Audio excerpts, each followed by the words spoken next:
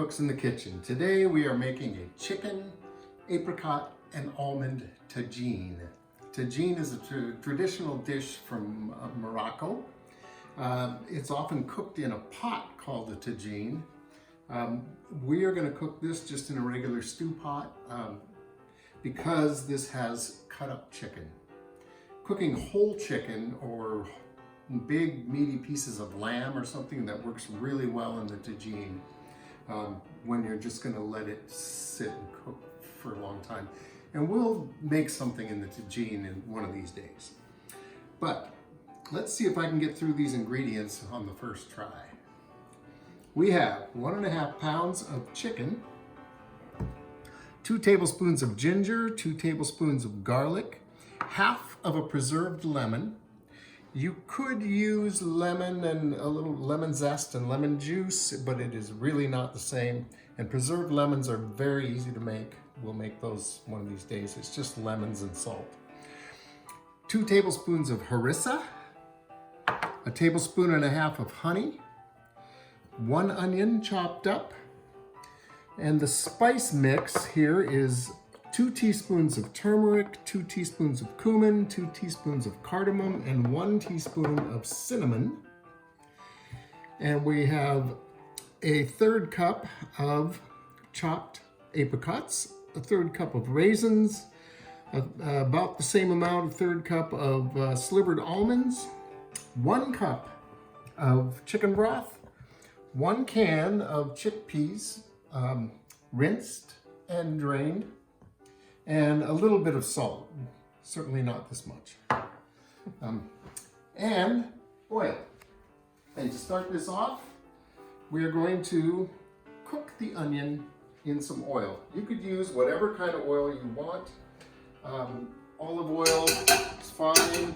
I'm using coconut oil because I think the little bit of extra sweetness is going to be good in this dish.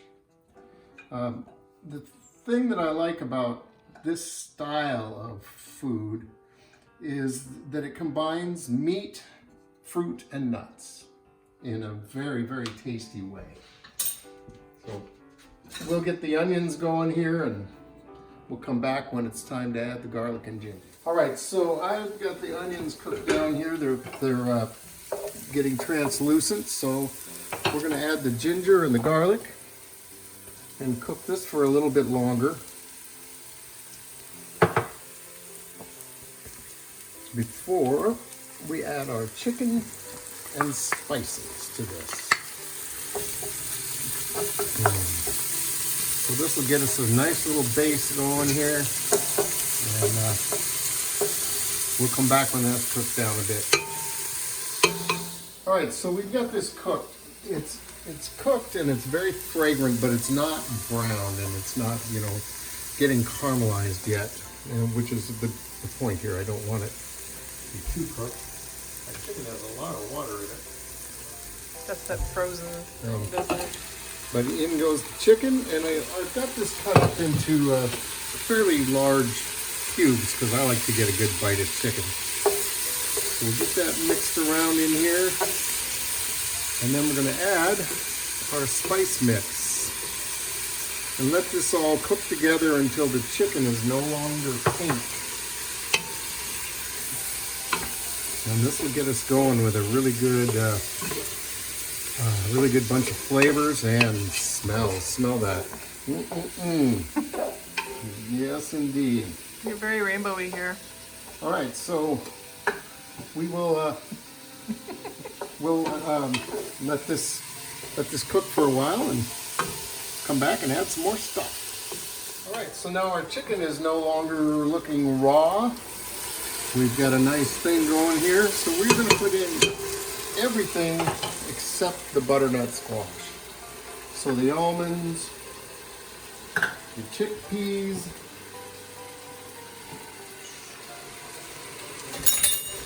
raisins,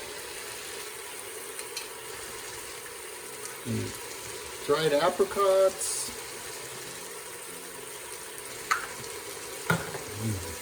the harissa. I make my own harissa. I'm assuming you can buy this somewhere, but I make it. It lasts forever, and I use it fairly often. The preserved lemons. Well,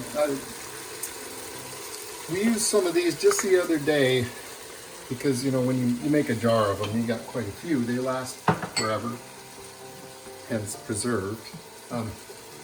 But we made some chicken with mole and used preserved lemons as a fruit to go in it. And it was really good. So now a tablespoon and a half of honey is going in here. And our cup of chicken stock.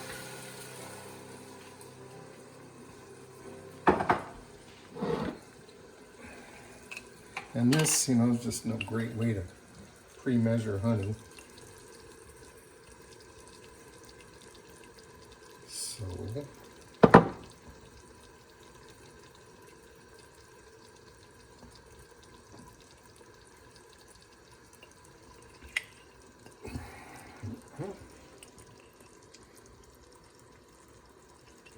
okay, so there we have everything except the butternut and salt. And we're going to let this cook now for a while. I'd say this is going to get about 15 minutes.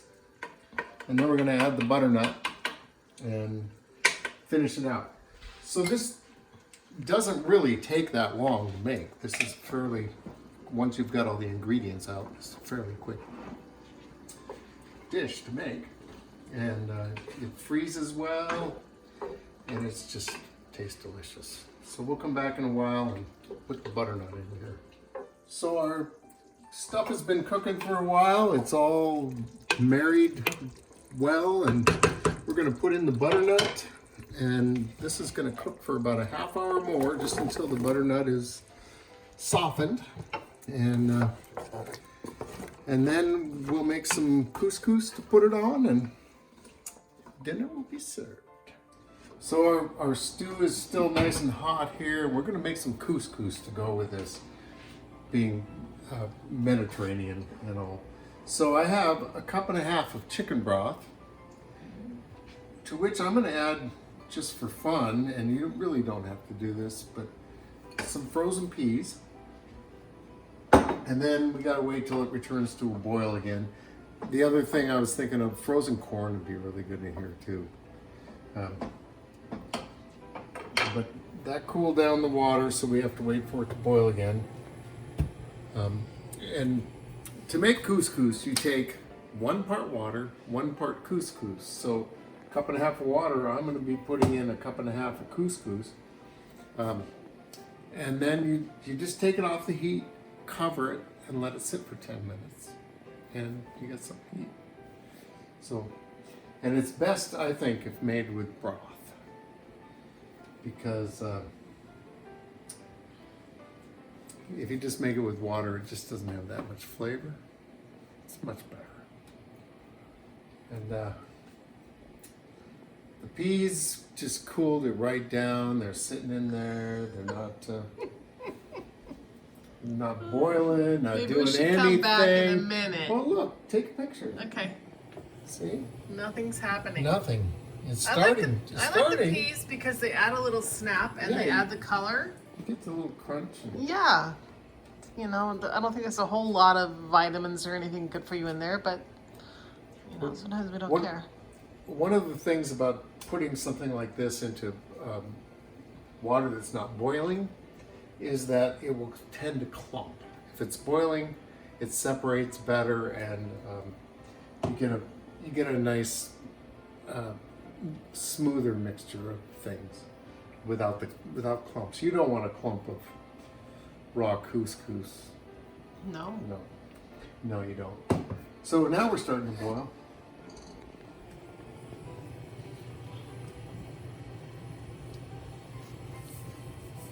So here we go. Sprinkle in the couscous. Give it a really good stir.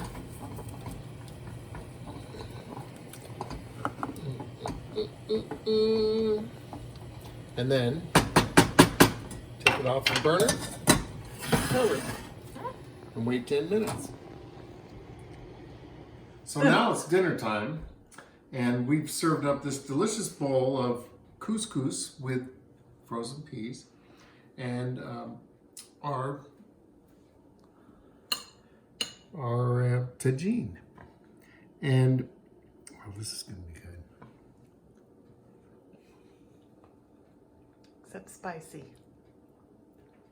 Oh, yeah. That's really good. That's pretty spicy, so you might hold off of like half the harissa maybe, if you don't like things really spicy. Kelly's gonna have to have this with a sour cream to tame it down for her. I happen to like it a lot. It's got that cinnamony fruit flavor with the chicken. Yeah, this is good.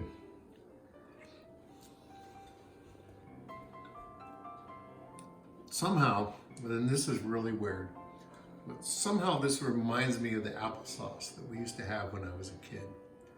The cinnamon and the fruit flavors going together just really remind me of that. So I guess this is comfort food for me. So we're pairing this with a lovely Rombauer Chardonnay, the original Cougar juice. Actually, if I would have thought ahead a little more, I would have paired this probably with a really nice Sauvignon Blanc, because it's so spicy that the crisper wine would probably be really good. But this is a good wine. No one's gonna complain. Yeah, it's a good wine anytime, so you just can't go wrong. So there you have it. Thanks for watching Two Cooks in the Kitchen, and we'll see you next time.